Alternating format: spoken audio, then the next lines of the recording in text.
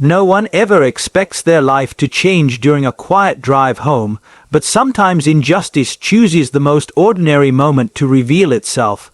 Angela Hayes never imagined that a short turn onto a calm suburban road would become a night the entire city would be forced to confront.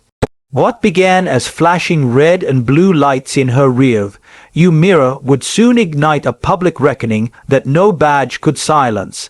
Angela Hayes adjusted the rear-view mirror of her silver sedan as the steady hum of the highway faded behind her. She turned onto a quieter road in suburban Dallas, where the streetlights were spaced far apart and the night air felt thick and heavy. The soft shimmer of her sequined gown caught faint reflections of light as she drove. She had just left a charity fundraiser, an event dedicated to supporting a local community center that meant a great deal to her. The night had been long, filled with speeches, smiles, and heartfelt conversations. Despite the exhaustion, Angela felt proud of the work, proud of the people, but more than anything, she was ready to go home. Her phone vibrated gently on the passenger seat. The name Malcolm Hayes lit up the screen. Her husband, the newly appointed police commissioner of Dallas County. Angela smiled to herself. She did not answer the call. She knew what he would say. He would ask if she was safe, if she was tired, and if she needed anything. She was fine. She would be home soon. That sense of calm shattered in an instant. Red and blue lights exploded across her rear-view mirror. Angela's eyebrows pulled together as she slowed down and eased her car to the side of the road. Her heart began to beat faster, not from guilt but confusion. She replayed the last few minutes in her mind. She had not been speeding. She had not run a stop sign. Her phone had been untouched. She took a steady breath. Maybe it's just a routine stop, she told herself. She rolled down her window as the police cruiser stopped behind her. The sound of boots on pavement followed. A tall officer approached her window, his face tight and unreadable. "A license and registration," he said flatly. Angela handed over the documents without hesitation. "Good evening, officer," she said calmly. "May I ask why I'm being stopped?" The officer glanced at her license, then back at her.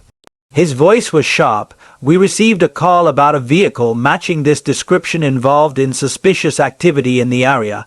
Angela felt a knot form in her stomach. "Suspicious activity," she repeated slowly, keeping her voice even. "Step out of the car, ma'am," the officer said, ignoring her question. Angela hesitated. "Excuse me, I don't understand." "Step out of the car now," he snapped, his tone suddenly firmer. Before she could respond, another police cruiser pulled up behind the first. Two more officers stepped out, their flashlights slicing through the darkness. Angela's hand trembled as she unbuckled her seatbelt. She opened the door carefully and stepped out, keeping her hands visible just as her husband had taught her many times.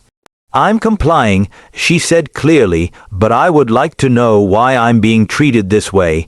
Her calmness did not ease the situation. If anything, it seemed to irritate them. One officer moved past her and began searching her car without asking for consent. He opened the back seat, then the trunk, rifling through her belongings as if he expected to uncover something dangerous. The other officers stood close, watching her every move. Angela's heart pounded. This was wrong, she knew it. She had done nothing wrong, yet here she was, standing on the side of the road, being treated like a criminal. The humiliation burned, but she refused to shrink. "I would like to call my husband," she said firmly. One of the officers let out a short laugh. "You can do that after we're done here." Angela clenched her jaw but stayed silent. She knew pushing back could make things worse.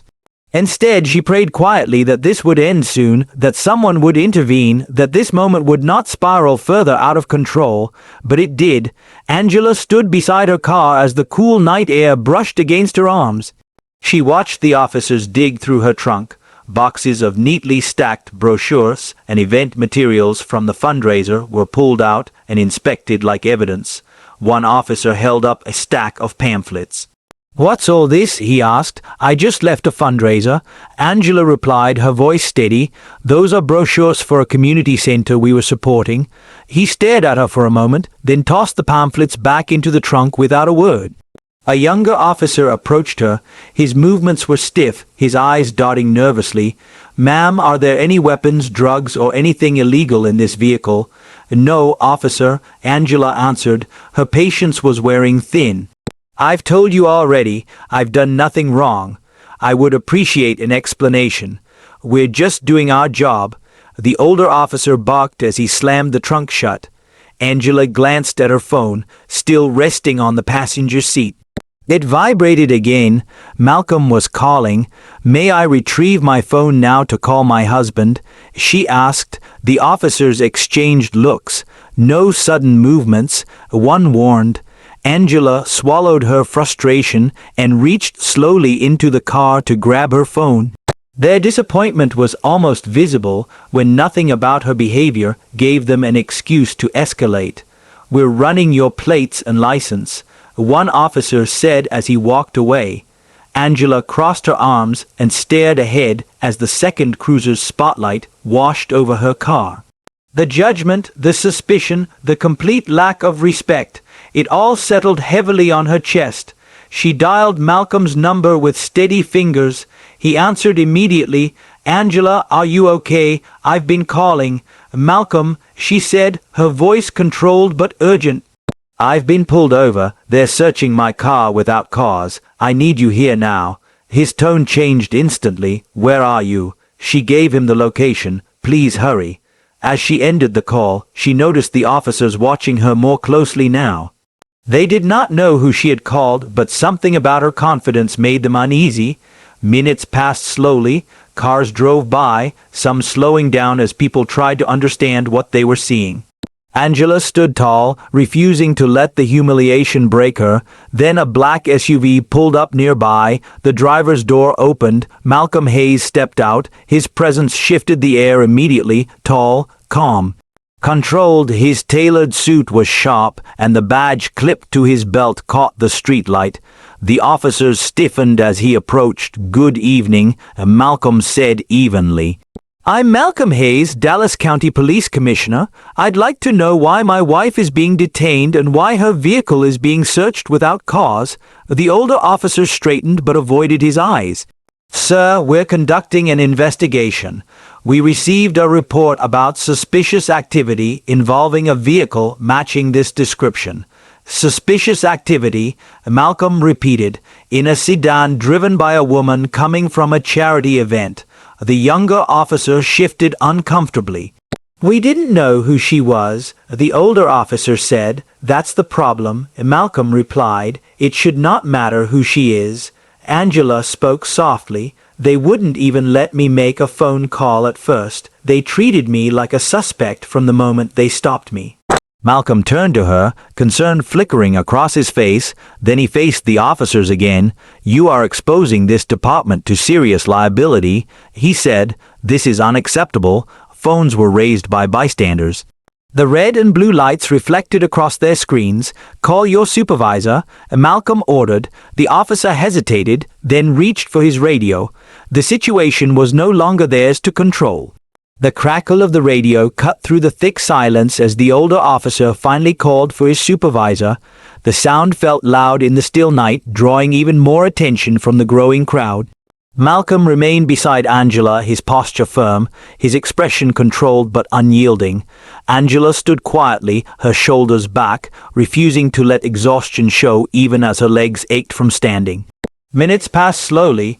Each second felt stretched, heavy with tension. Cars slowed as they passed, drivers rolling down windows, some lifting phones to record. The flashing lights painted everything in harsh red and blue, making the scene feel unreal. At last, a black and white SUV pulled up. The engine shut off and the driver's door opened. Lieutenant Charles Donovan stepped out. His uniform was pressed, his badge polished. His face showed irritation mixed with confusion as he approached the group. "What's going on here?" Donovan demanded, his voice sharp as his eyes scanned the scene. He barely looked at Angela before turning his attention to Malcolm.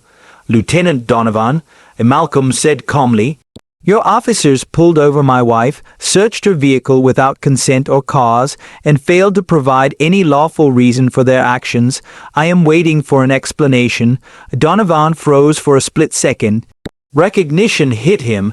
Commissioner Hayes, he said quickly, I wasn't aware. That's exactly the issue, Malcolm replied, his voice firm. It should not matter who she is. This could have been any citizen. Everyone deserves dignity.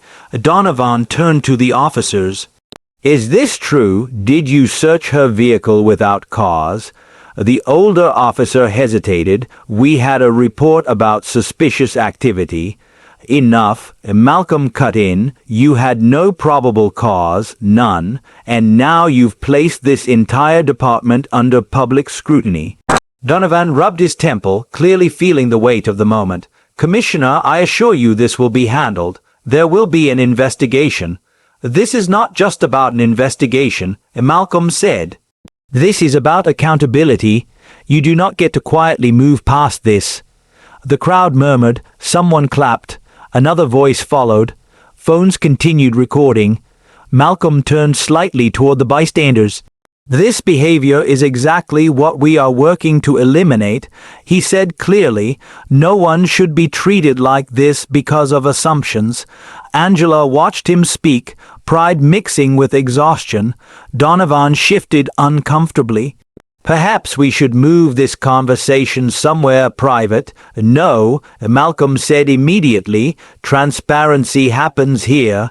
The officers avoided eye contact. The power had shifted. There was no escaping it now. The situation finally de-escalated, but the damage was already done. Angela was allowed back into her car. The officers stepped away. No apology was offered. Malcolm drove Angela home in silence, both of them processing what had happened. By morning, the video clips were everywhere. Social media exploded. Hashtags trended. News stations replayed the footage on loop. Commentators questioned the actions of the officers. Community leaders demanded answers. The incident had a name now, one that would not fade quickly. Angela sat at the dining table, sunlight streaming through the window. She wrapped her hands around a warm cup of coffee, her body heavy with fatigue. Malcolm sat across from her, scrolling through his phone. They're calling it the Hayes incident. He said quietly, it's gaining traction fast. Angela looked at him. This isn't about us, she said. This is about everyone who never gets a call answered. Everyone who doesn't have someone show up. Malcolm nodded slowly. You're right. Later that day, an emergency press conference was scheduled. Reporters crowded together, cameras clicked, microphones filled the air. Malcolm stood at the podium, Angela beside him. What happened last night was unacceptable, Malcolm said. The actions taken were a violation of policy and a betrayal of public trust. He paused. The officers involved have been placed on administrative leave effective immediately. A full investigation is underway. The room erupted in questions. Malcolm raised his hand. This is not just about discipline, he continued. This is about systemic change. Angela stepped forward. Her voice was steady but carried emotion. When I was pulled over, she said, I followed every instruction. I stayed calm, but none of that mattered. I was not seen as a person. She took a breath. I know I'm not alone. The room was silent. This must change, she said. Accountability is the only way forward. The department announced new training programs. A civilian advisory board was formed. Community leaders were invited into the conversation. Policies were reviewed. Oversight increased. The officers involved faced consequences. One resigned. Others were disciplined. Angela began speaking publicly, sharing her experience. Not with anger, but with purpose. This is bigger than me, she would say. It's about making sure this never happens again. The Hayes family turned pain into action. The road ahead was long, but they walked it together, committed to change. The days that followed moved fast, yet the weight of that night never fully lifted. Angela felt it in quiet moments, in the pause before she entered her car, in the way her hands sometimes tightened around the steering wheel without her noticing. The memory stayed with her, not as fear, but as a reminder of how quickly dignity could be stripped away. Malcolm felt it too. Every meeting, every briefing, every uniform he saw reminded him that leadership meant more than policy and rank. It meant facing uncomfortable truths even when they hit close to home. The department moved quickly under public pressure. Internal reviews were launched, body camera footage was pulled, procedures were examined line by line. What was once ignored could no longer be brushed aside. Community voices demanded answers, and this time they were not willing to accept silence. Angela received messages from strangers across the city and beyond. Some shared similar stories, others thanked her for speaking out. Many said they had never seen someone stand so calmly in such a moment. Angela read every message carefully. Each one reinforced the truth she already knew. This was never just about her. At another public forum, Angela stood before a room filled with community members. Her voice was calm, but firm. "I did everything right," she said, "and it still happened. That is why we need change, not someday, now." The room responded with quiet agreement, nods, and applause that felt heavy with understanding. Malcolm followed through on his promises. New training focused on bias awareness and de-escalation was introduced. Officers were reminded that authority did not replace humanity. Supervisors were held accountable for the behavior of those under their command. Some resisted.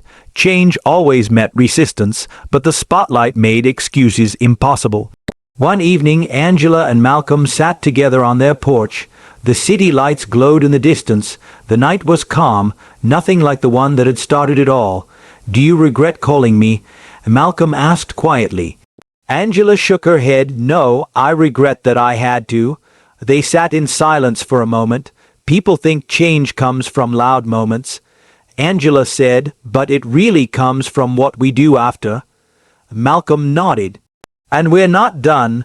The story continued to spread, not because of outrage alone, but because of resolve. Schools discussed it, churches talked about it, community meetings centered on it. The incident became a lesson, not just a headline.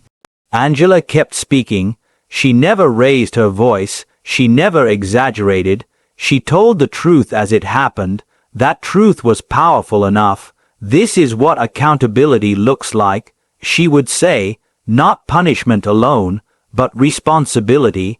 Months later, the city felt different. Not perfect, not healed, but aware, and awareness was the first step toward lasting change. Angela no longer drove with the same innocence she once had, but she drove with purpose. Malcolm carried the weight of leadership with deeper understanding. Together, they stood as proof that courage did not always roar. Sometimes it stood quietly on the side of the road and refused to be erased. What happened that night was wrong, but what followed showed what was possible. And that is the real message. Change begins when silence ends, when people speak up, when leaders listen, when accountability is not optional but expected. So the question remains, what will you do when it is uncomfortable? When it is inconvenient, when it is necessary, because every voice matters, and real change always starts with one person refusing to accept injustice as normal.